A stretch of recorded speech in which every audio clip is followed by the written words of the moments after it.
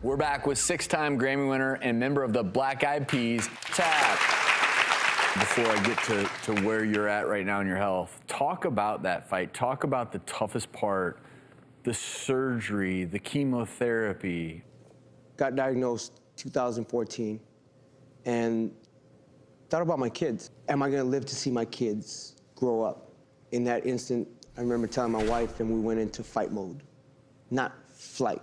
She went into fight mode. She had to be the strong rock while I was doing chemotherapy. She had to handle a lot of things, and I owe a lot of it to my family, to my friends, but most of all to my wife for being that stable rock for me.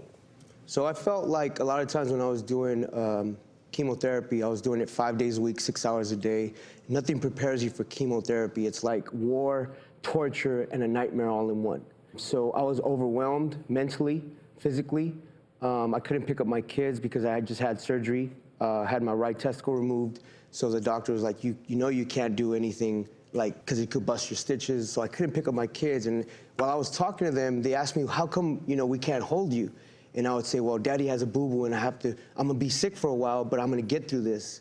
And once I get better, then I'll be able to hold you guys. And it's important, anyone watching, the reason this story, and your story in particular, is so important is the average age of diagnosis of testicular cancer can be from age 20 to 34. And you admitted that you had pain for years and years and years and denied it. Yep. I remember saying, oh, it's because I broke my tailbone. Oh, it's because I flew coach one time.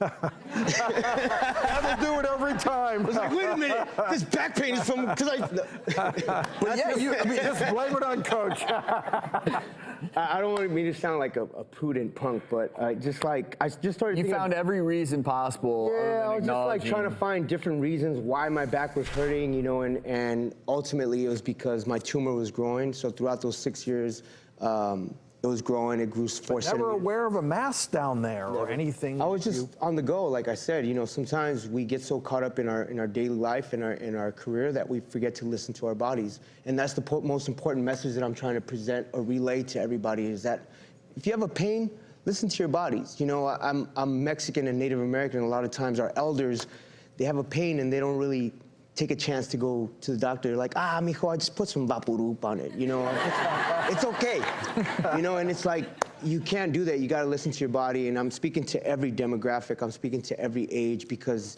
cancer, there's no prejudice.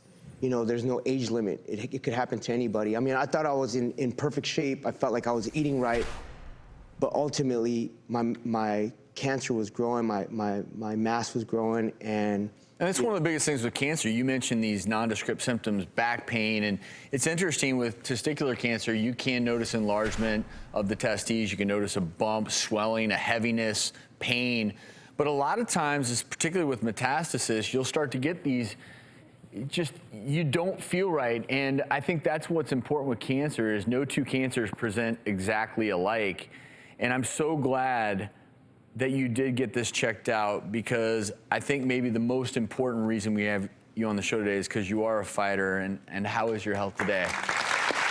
Because this is the best part of the story. So, ladies and gentlemen, I'm better, stronger, faster than I ever been in my life. Is it fair to say that your doctors have officially said that your cancer is... Dramatic pause. Yes, I'm cancer-free, ladies and gentlemen.